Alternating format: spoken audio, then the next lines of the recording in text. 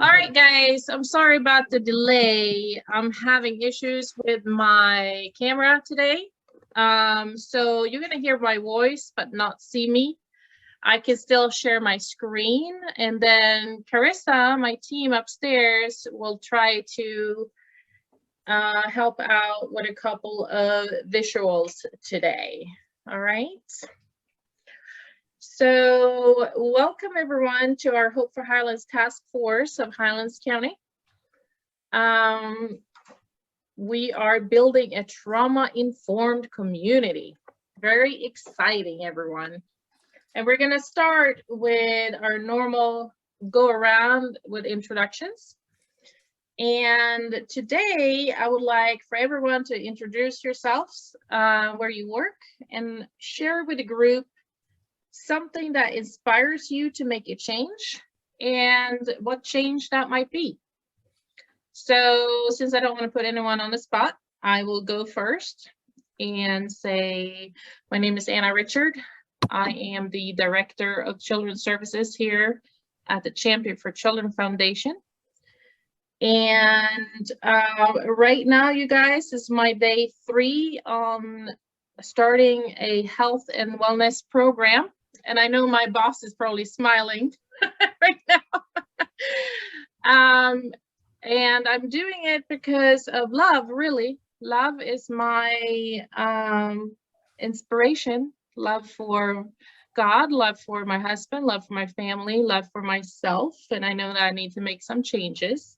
So that is what inspires me to go down the path of a new me, health and wellness. So with that said, I'm gonna start picking on my own team today again, and I'm gonna ask Katie, Hannah, and Carissa to go next. What inspires you to change? My kids. My kids inspire me to make good choices because I'm an example. They're watching me, and I want to help shape their future so that they can in turn generationally bless their children and on and on. Okay, and this is Katie speaking, you all. Yes. Hi, I'm Hannah, and I also work at the foundation. And I think what inspires me is just good leadership. And I've been under a lot of leaders in different areas, whether that's a business or a church or whatever that looks like. And just seeing leadership and how to lead displayed well inspires me to, choose my actions and my words wisely, kind of like Katie. I mean, I don't have kids yet, but there's still people that I impact daily, and just being conscious of that and making sure what comes out of my mouth and my actions are honoring and empowering. So. Well, and Anna, what was your original question? I don't know if we're sticking to the script very well. You wanted us to ask what inspires us to make a change? Yes, what inspires you to make a change and what change that might be. All right, so my name is Carissa Marine, and one thing that inspires me to make a change is when I see people who do not feel like they have hope. So whether they're just discouraged or they don't have a hope in their own sense of worth or their futures.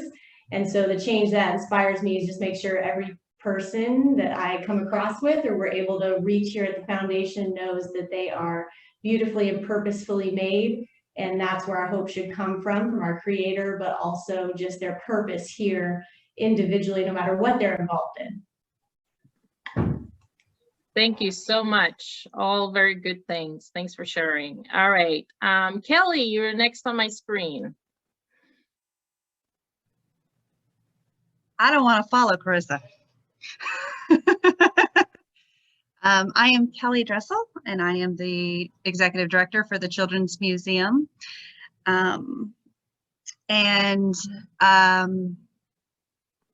It's a really good question, and I'm having a really hard day today for some reason. So today is, it's hard feel inspired right now, but I look at all these faces and I guess that's where I'm at right now. And I'm hoping to draw your strength and hear some positivity, because it's been a rough day for me. Oh, Kelly, we all have those days for sure. I'm sorry that's happening to you today, but the fact that you're here is a strength in itself. So thank you. Thank you for everything that you do for us in the community. All right, we have Ingra.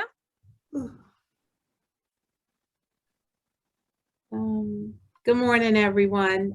Let's see. My name is Ingrid Gardner. I am the Director of Community Programs here at Highlands County Board of County Commissioners. This is my first meeting, so thank you for the invitation. What inspires me to make a change is realizing and recognizing that there are so many unrepresented individuals and having a voice for them. What that change can be, just doing my due diligence to make sure that they feel that they're represented.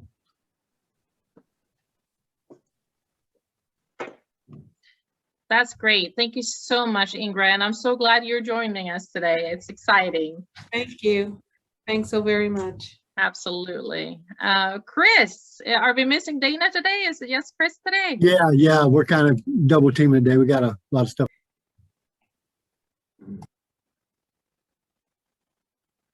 Chris, you muted yourself. There you go. Okay, can you hear me now? Yes. I would say Jesus Christ inspires me to tell others about what he has done for me, and to tell them that that change can also happen in them. And one of the biggest changes is their destination when this is all over.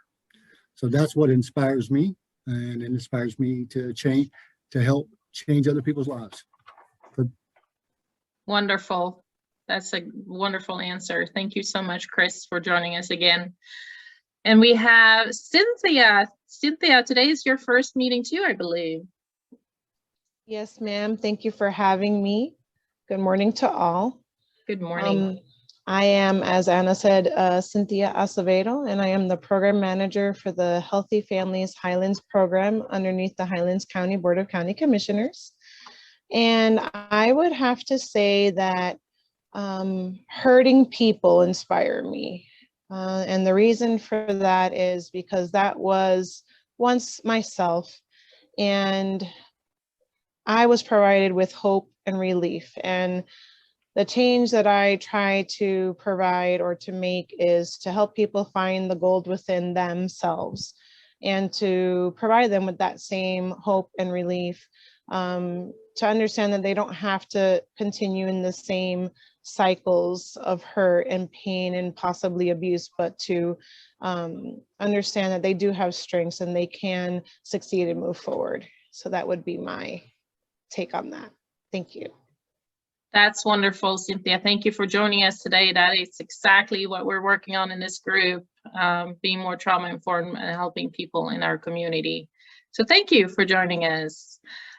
We have Victor. Good morning, everybody. I'm Victor Garcia Herreros. I work at the Children's Advocacy Center. I'm a victims advocate and a family.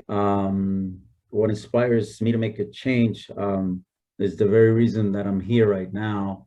I used to work at the state attorney's office, and I worked in the Children's Sex Crimes Division and Homicide Division. And one of the things that always left me unsettled was that after the cases were completed, after we got the verdicts, many times more so than not, they were negative outcomes. We lose a lot of cases. We had the victims, the family members and the victims of after the fact with no closure. Many times they lose these cases and they were told, okay, I'm sorry, there's nothing else that we can do for you. And they were just kind of left with that emptiness inside that they tried their best, but nothing else that could happen. I always felt like what happens to these people afterwards, after these things occur to them, if they got a win and they did get a positive verdict, good for them, but still, they still have to carry that with them. So that's something that stayed with me and inspired me to do more and get involved more with the victims themselves and what the process is and what they go through, and to be able to help them and lift them up and empower them to be able to live as normal of a lifestyle as they can after something so horrific that happens in their life. So I decided to become an advocate and get more involved with the victims and see what I can do to help them and empower them. So that's what inspires me to make that kind of change in someone's life. Thank you so much, Victor, for sharing that. A lot to think about there for sure. And I appreciate everything that you do in the past and current at the CAC. So thank you for joining us today. We have Emmy. Welcome back, Emmy. Thank you. I am Emmy. I work at Grace Valley Church as the middle school lead. And very similar to Lead to Chris's, is the hope and love of Jesus is what drives me to change people, or not to change people, to help people so that they can change towards that. And I work with a lot of unchurched kids who have a lot of hard pasts. And so that's just been really cool to get involved in this, but also to just walk through life with them and work through what they've been through. Wonderful. Thank you so much for joining us today. Marisa? Hi guys, good morning. Sorry my video is not on today, but I am inspired by other people's testimonies. I think everyone deserves to be seen, heard, and valued. And in that, we have so much to learn from one another and the journeys that each of us have walked. And so other people's testimonies often inspire me, because I believe that we do the very best we can in the situations that we're confronted with. But when we know better, we can do better. And so taking the opportunity to learn from one another and value one another's experiences and the insight and wisdom that comes with those, I think is really important. Well said. Absolutely. Agree with every word. Thank you, Marisa, for joining us today. We have Elizabeth on. Liz? Hi, I'm Liz Fisher here. I'm with the Highlands County Sheriff's Office. I'm one of the victim advocates. And that's kind of a hard question to answer. There's Yes. been a lot of good responses. I guess I'll share a short story with y'all. I previously worked with veterans, and that's something that's near and dear to my heart. And I remember working in an office one time, and this elderly lady walked in, and her husband just died. And that wasn't, our section or what we did. And she was looking for help trying to get funeral expenses covered. And the other people in the section just basically told this lady, no, I'm sorry, that's not here. You need to go somewhere else down the hall over here to get help. And this lady was almost in tears, because obviously somebody that she cared deeply about had just, died, is no longer with her. And I remember thinking, man, if that was somebody that I cared about, I would not want them treated that way. And it's something that's kind of always stuck with me. And that's, I still carry that with the work that I do now. I can't imagine what some of these people go through. But if that was me or my loved one, I would definitely want them to be treated better. Absolutely. So many stories I think we can all share where we feel that and we want to do better as ourselves and with the community as a whole. So thank you for being with us today. We have Baruch. Hi, I am Baruch Simmons from Heartland for Children. I would say that what inspires me is just our community. Seeing, people from such vastly different walks of life all come together to address shared issues. I think that, really inspires me to know that, despite our differences, we're able to have a shared vision. So that's it. Very nice, Varuch. Thank you again for joining us. Perfect. We have Felicia.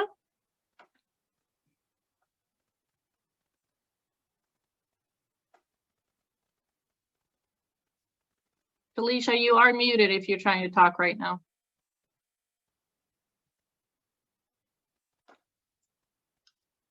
All right, let's see if we have Ramona.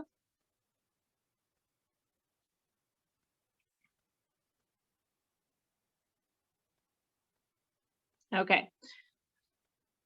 I know Ramona was going to be in and out a little bit. I don't know if Felicia is as well, but that's okay. So I'm actually going to... You asked too hard of a question. You scared us all away. What? I would not do such a thing, you guys. The reason why I'm doing this question is because we need to be able to connect and establish trust and work together. So every question I'm asking in the beginning of our meetings are very meaningful overall. And again, you guys, I apologize that my video is not working today. And I want to remind everyone that we are recording these sessions. So if there's any issues with that, let me know. But so let's start. After our last meeting, I realized that I have not really taken the time to introduce myself fully. And as your team leader on this project, I know I'm asking you to put your trust in me in this project. And I think I've just been so excited about the project itself that I simply forgot to share a little bit about me and what my vision is with this. I think it's important that you all feel comfortable with your team leader. So really quickly, if you don't know me very well, you might not know that I was actually born and raised in Sweden. So yes, English is my second language, and sometimes I say and write things in English that makes no sense or that sounds funny. And it can be a little frustrating sometimes. And I'm sure my fellow staff here at work get some good laughs in at my behalf at times as well. Yes, they're saying yes.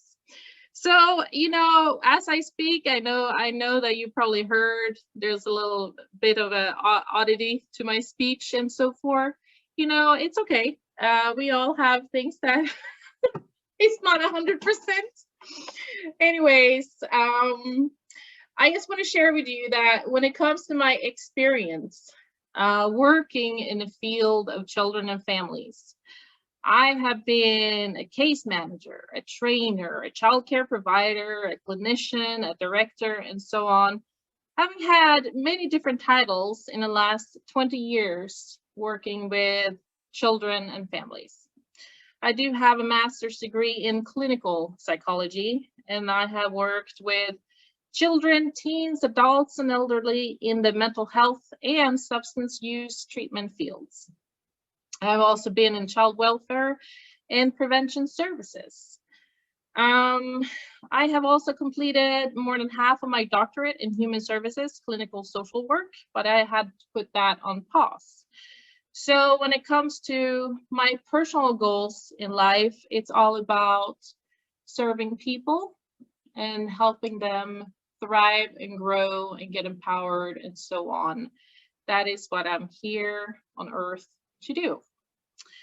So I also know trauma firsthand.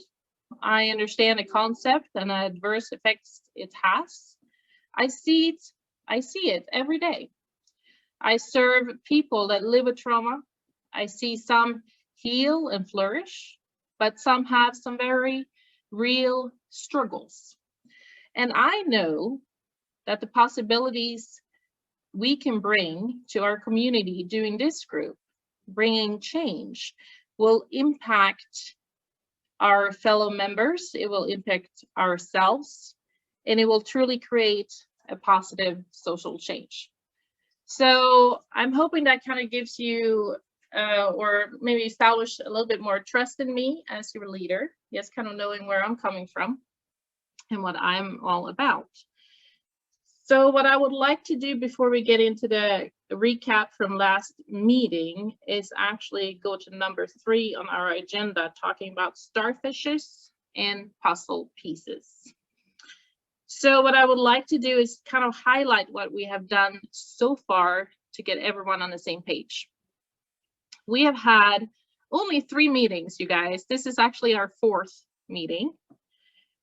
We started with the initial presentation and the starfish story. If you have yet seen that, and if you're new to this group, I highly recommend that you go to the first meeting video and watch those parts.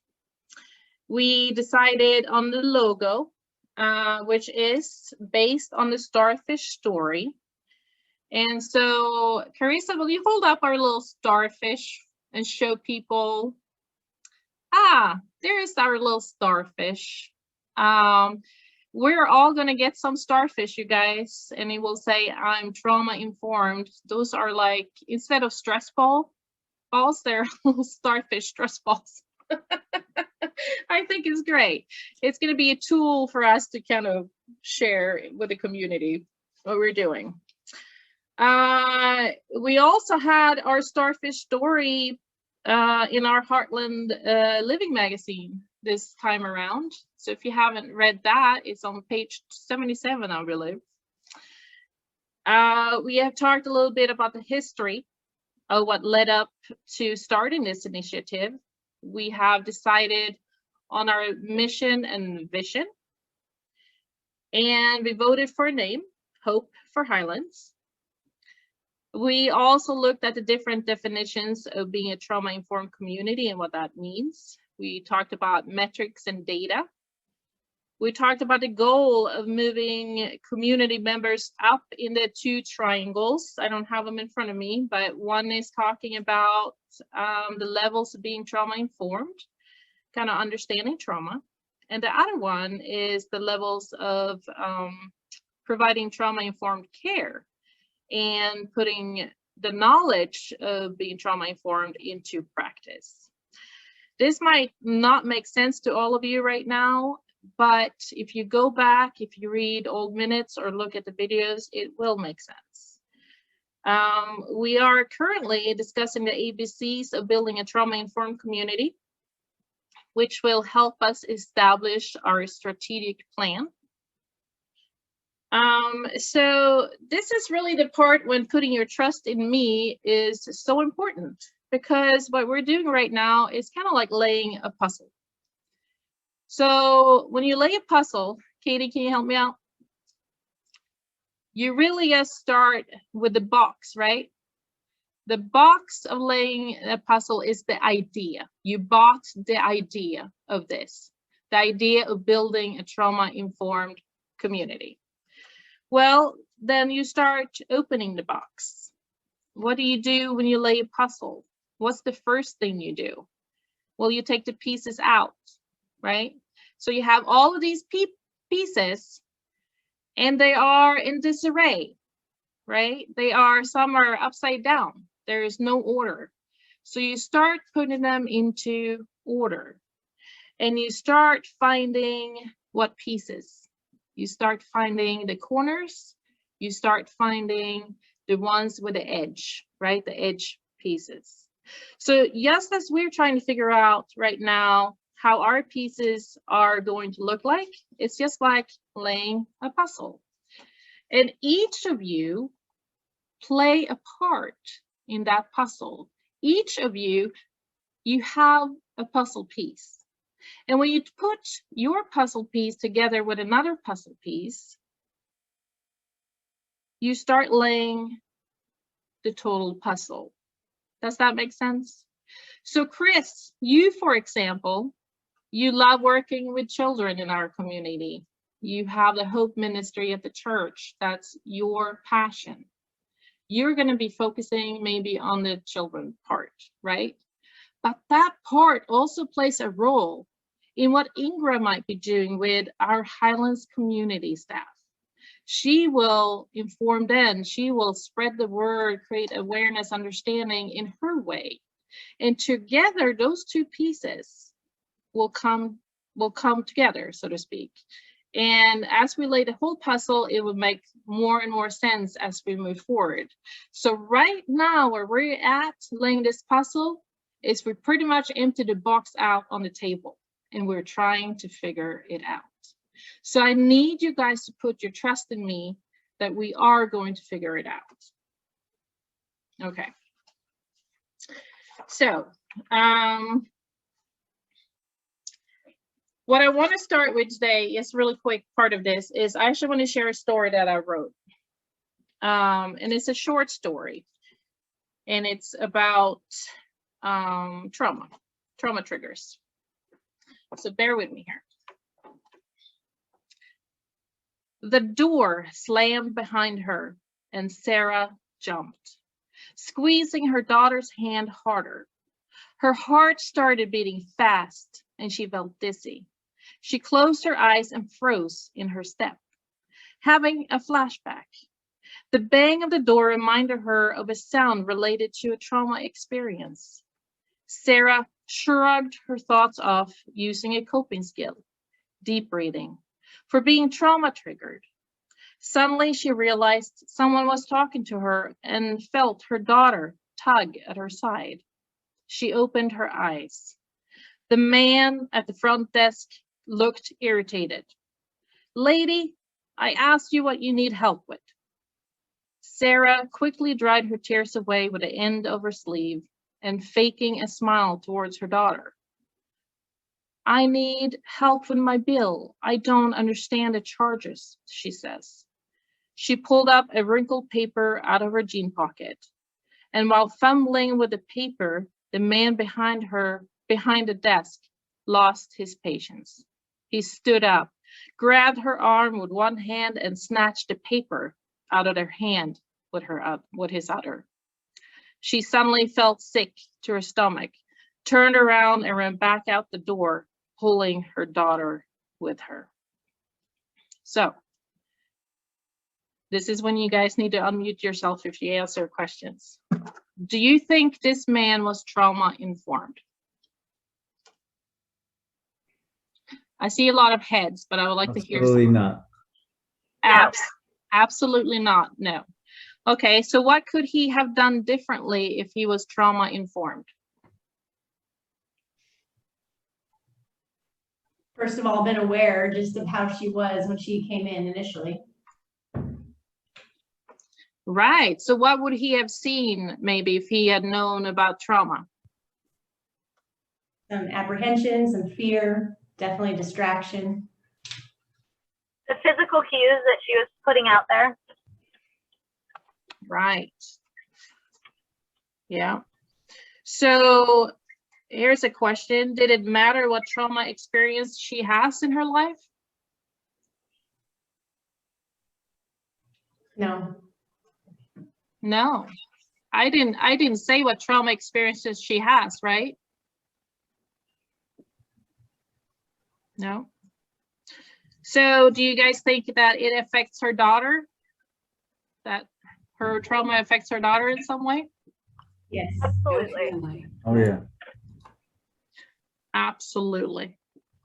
And this is when we come back to, hey, if he had seen the changes in her ways, freezing at the door, closing her eyes, starting to breathe, holding her daughter's hand, you know, hardly with the fist, and seeing all those signs, he could have just taken a breath and gone, okay, this person in front of me has trauma. So what do I need to do? Right? And then go from there. So the reason why I'm bringing this story up is a couple of reasons. One is I want you guys to understand it doesn't matter who you are in our community. It matters if you're trauma informed or not. Two, it matters that we work with everyone in our community on this, not just children, not just adults, because it affects both children and adults. Okay. Hey, Anna? Yes. in addition, one of the things that struck me as you were reading that story is the fact that he was obviously triggered as well. Yes, His absolutely. reactions to her behavior were not collected, right? They were not regulated. And so I think part of it is in our entire community coming to understand more. It also forces each of us, regardless of what industry we work in or what sector we operate in, that it starts with me and my interaction, each of our individual interactions with other people, because we bring our baggage to the table just as much as that person across the table is bringing theirs. Yes, so true, which is why I said, you know, we need to sometimes take a breath before we continue our interactions. Yeah. So this is why you guys were working on what we're doing, creating awareness, understanding, educating, becoming trauma informed, and establishing trauma informed care, putting that knowledge into practice on how to interact, how to understand, how to help. So I kind of wanted us all to be on the same page as we move forward and know that where we're coming from, where we're working on, and where we're going with this. Any questions so far?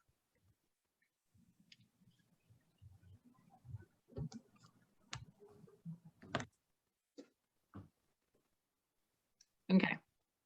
So I know that some of us were able to watch the Resilience documentary on Monday and see the TBR intro that Marissa did, and Baruch, you helped out with the documentary. So I would love to hear some feedback if you've thought about, for those that were with us that day, if you thought about it, if something stood out, what it meant to you. And before we do that though, maybe Marissa and Baruch, could you share a little bit about, for those that weren't there, what Monday looked like and what we watched? Yes, briefly.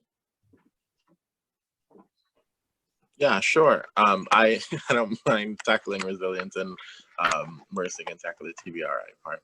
So basically, Resilience was a film that's really meant to begin that conversation about understanding trauma, and in understanding how trauma shapes the reality of various people. And it was an introduction to the ACE survey.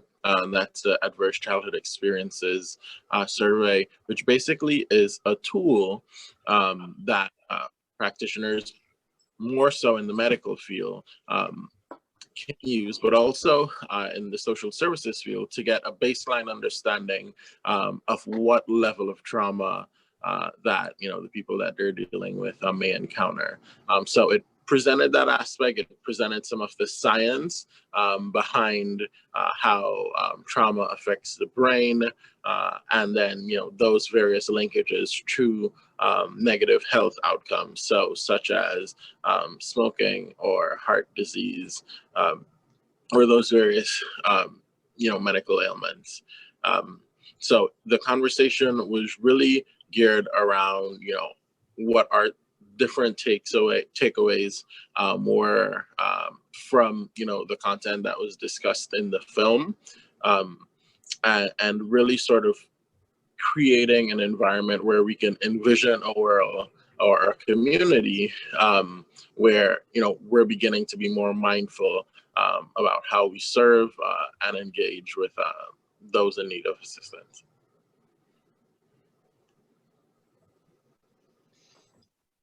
Yes, thank you. Marissa, would you like to add to that? Well, I can definitely tag on and say that everything that we experience within the Resilience film, everything that we learn in there, it's a lot of information, and it's amazing information. It's so valuable and so important. But sometimes when people have seen the film, it leaves you kind of with this, wow, now I have all this information about trauma, but what do I do? And trust-based relational intervention is a possible now what? And so we took a very brief overview of what TBRI is, and we explored the 3 principles and strategies that go along with trust-based relational intervention, which include connecting, empowering, and correcting. And again, TBRI can be utilized not just with children, but really in just about any relationship that we find ourselves in where we are interacting with other people.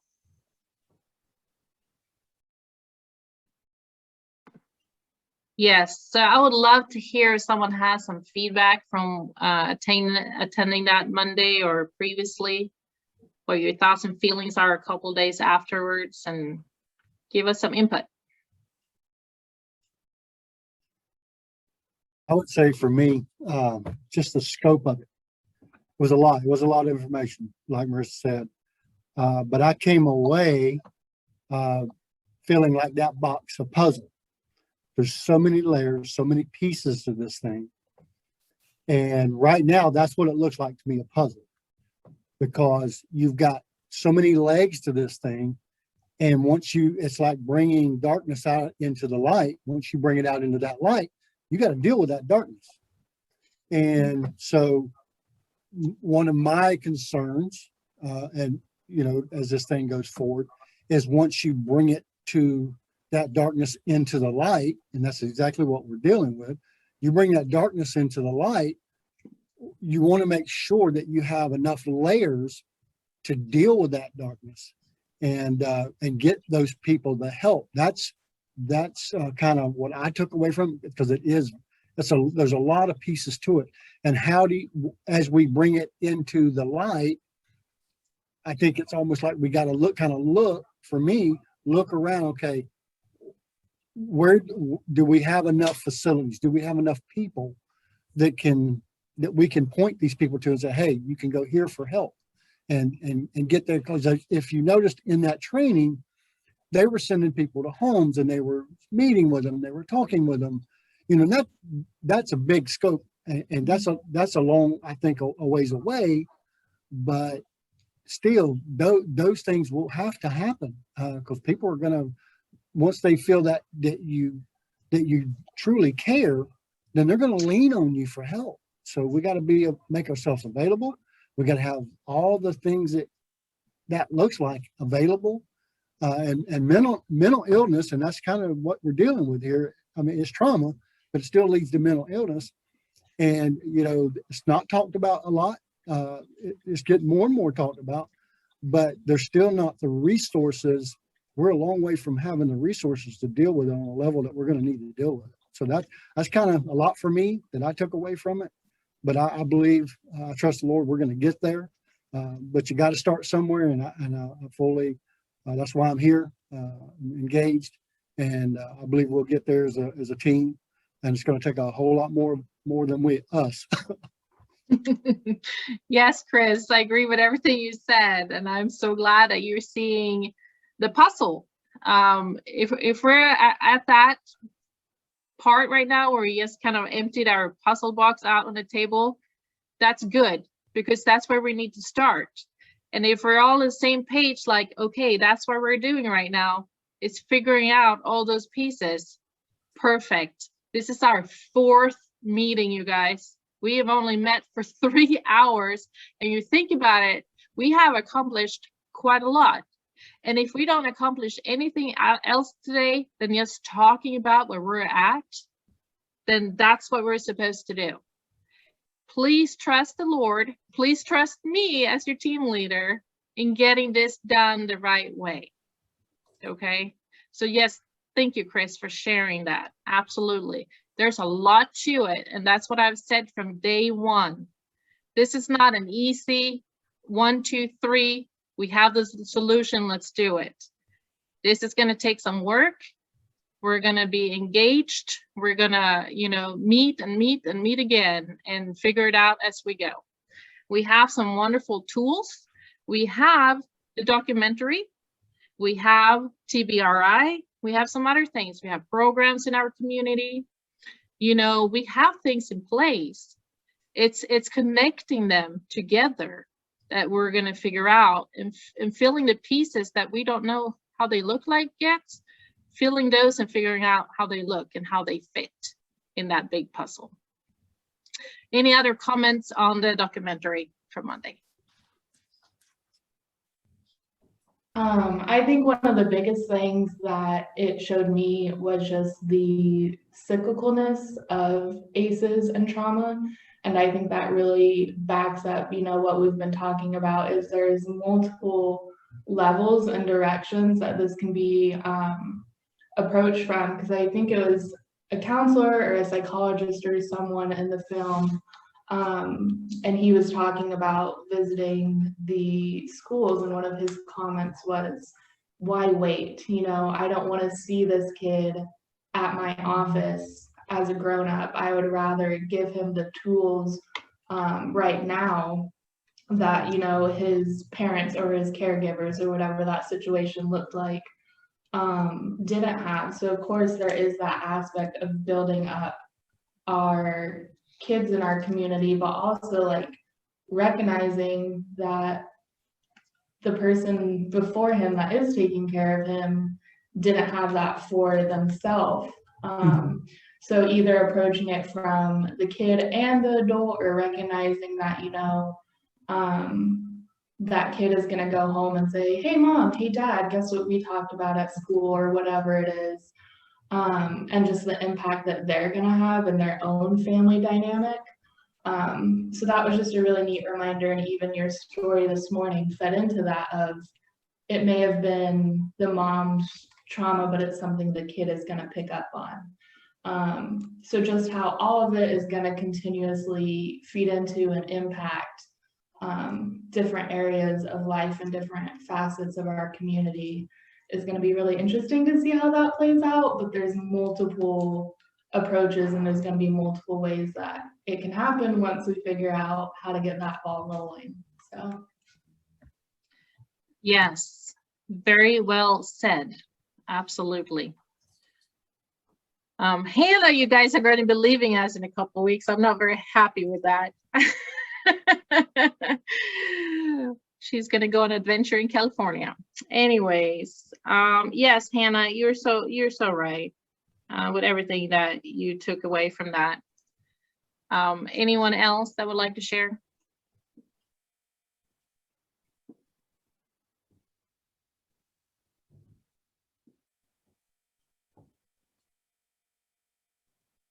I think one thing we had a pretty good turnout, so thank you for everyone who took the morning on Monday to join that call, and obviously Baruch and Marissa, we're so grateful that you guys are so willing to be flexible and keep doing these trainings.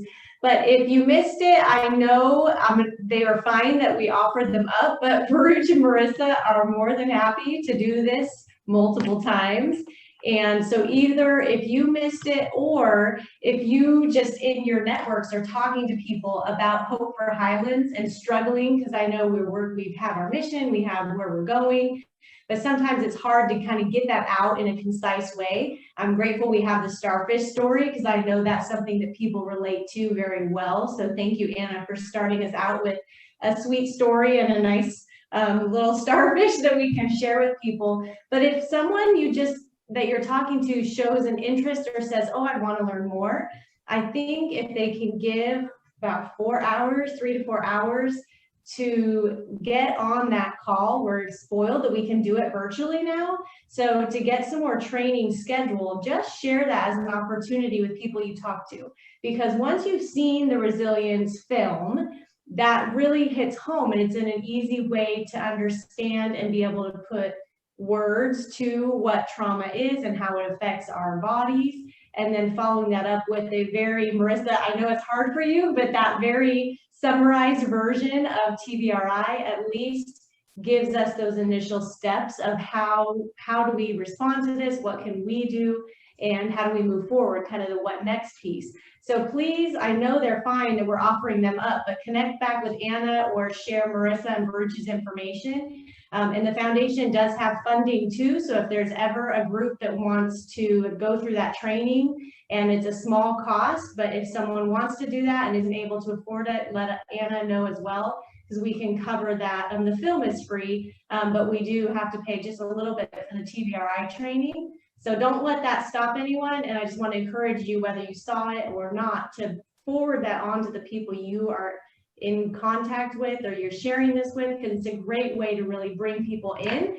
And then also ultimately, hopefully they will join this Hope for Highlands task force to keep broadening who we have coming to the meetings. Thank you so much, Carissa, for sharing that up. And you're totally right. And if anyone who took part in Monday's training, if their agency or organization or group is interested in going any deeper in TBRI, I am more than happy to talk about that, because the training itself is actually 24 hours worth of training, like 4 6-hour modules or 4 8-hour modules. So, but it doesn't have to be that long. It can be customized. But if anyone wants to go deeper into it, I'm happy to talk more about that and be able to provide those services too. Yes, perfect. I think honestly, the resilience documentary is like one side of our whole puzzle. And I think TBRI is like another side of our whole puzzle. I think it's very important that we utilize those two tools and that we share and participate in those screenings and trainings. So if you have any more questions about either or, you can reach out to me, Baruch, Marissa, and we would love to set that up. So with that said, what I would like to do, and we don't have a lot of time left, but it was so important for us to do what we did today. I am going to go over the summary from our last meeting so we can kind of end with that, so we know where we're at and where we're going to take off next time. So last time we met, I believe, was on April 4th. We had 14 attendees, and we start digging into the ABCs of building a trauma-informed community. This was sent out with this invitation for the meeting today. What we had talked about was we kind of broke down the A a little bit and looked at how do we raise awareness and also building resilience for our community members. Resilience includes competence, confidence, connection, character, contribution, coping, and control. And then Marissa added an 8th, consistency. So building resilience is about having supportive relationships in life. And that is actually something the video talked about, you guys. That is something the documentary talks about, having that one positive, supportive relationship. It's also about bringing the awareness to our community. I had brought up maybe doing a random act of kindness challenge with a hashtag of Hope for Highlands to kind of spread the word a little bit more so overall. And that can actually include the competence, the confidence, and so forth in that. It's all on your minutes. Sally, who was with us last time, she was agreeing that spreading awareness and yes, understanding what trauma is a good beginning point. Engaging church communities would be very valuable. Baruch had brought up the point of looking at what are the vulnerable populations in our community, and then look at ideas for events that targets those audiences.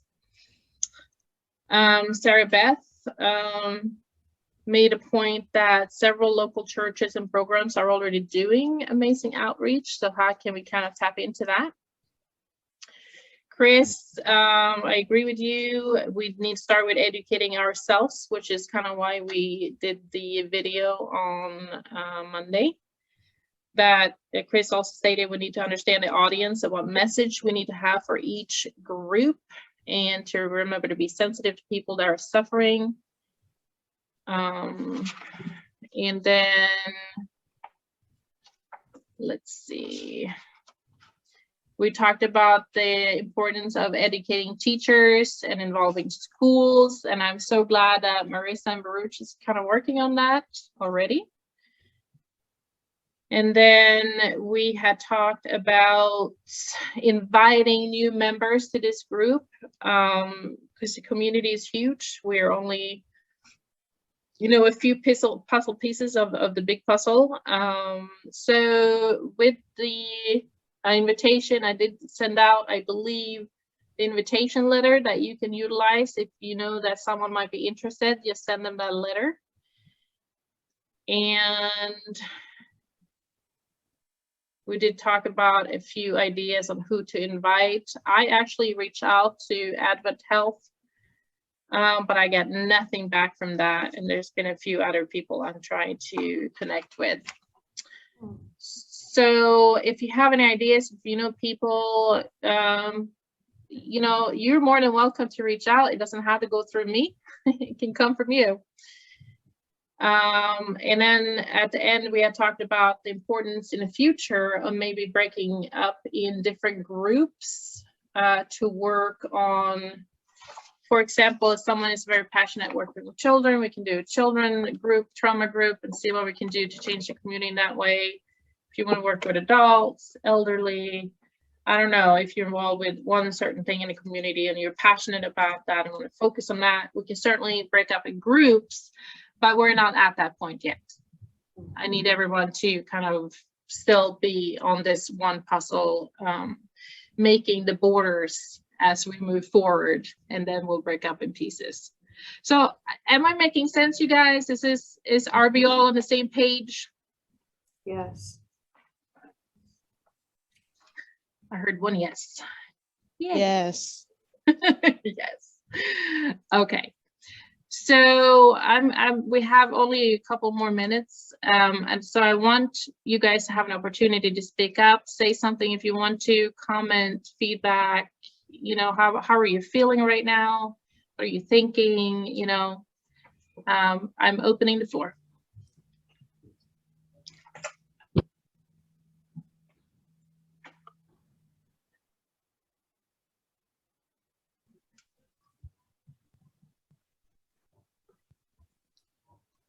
Hi everyone, I'm Yeah. Bernadette. One thing I was that I feel is kind of important is that we educate more primary care facilities regarding the ACE questionnaire. I think that getting the ACE into primary care is extremely important.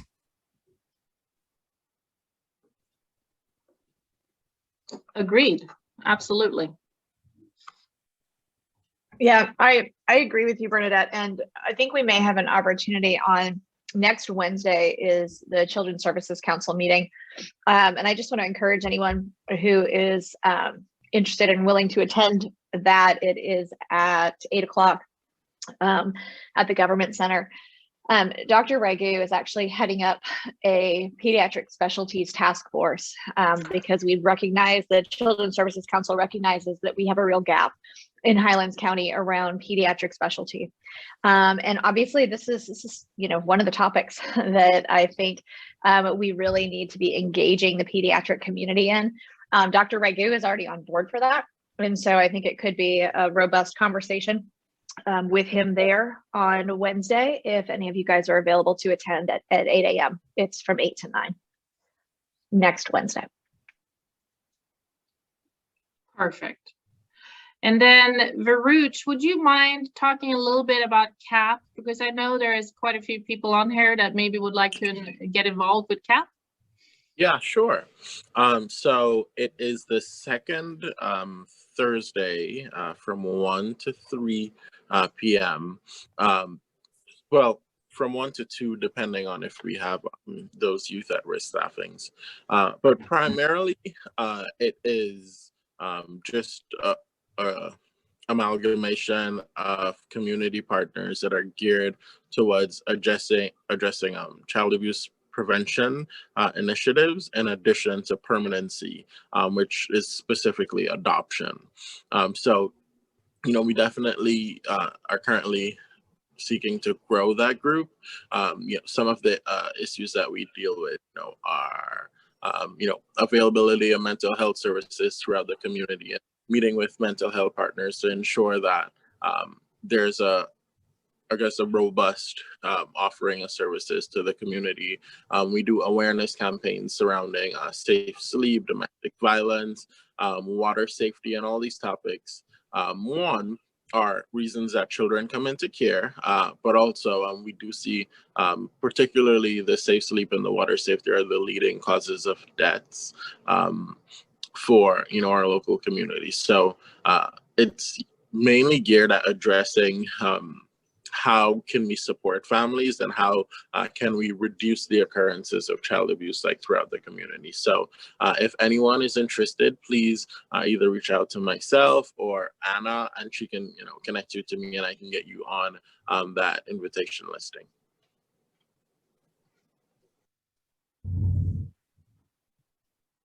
Awesome. Thank you. Does anyone would like to share something else?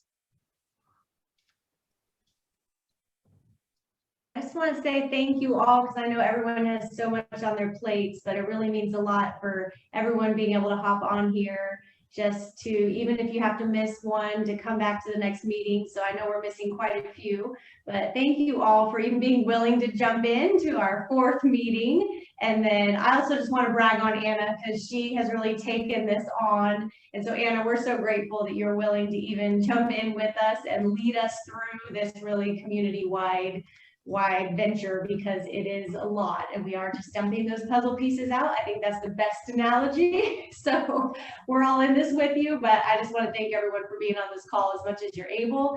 And then Anna, you're doing a great job just leading us, and even your questions, I think, thank you everyone for being willing to share openly too, because we have to be able to do that at this level to then spread that out to the community. So thank you all for sharing, and thank you, Anna, for asking such good questions. Well, thank you so much. All right, I don't like being bright on. Here's where we're at. I think we're at a good spot. Today we really didn't get anything done moving forward per se, but it's also equally important to be on the same page. And I think that's where we are today. So next time, I'm very much looking forward to continuing our work on the ABCs, because those are indeed going to build our strategic plan as we move forward. They're going to make that puzzle look a little bit clearer.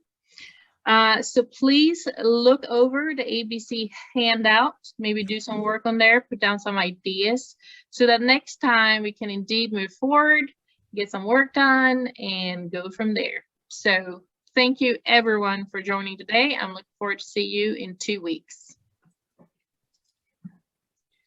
Thank you. Thank you.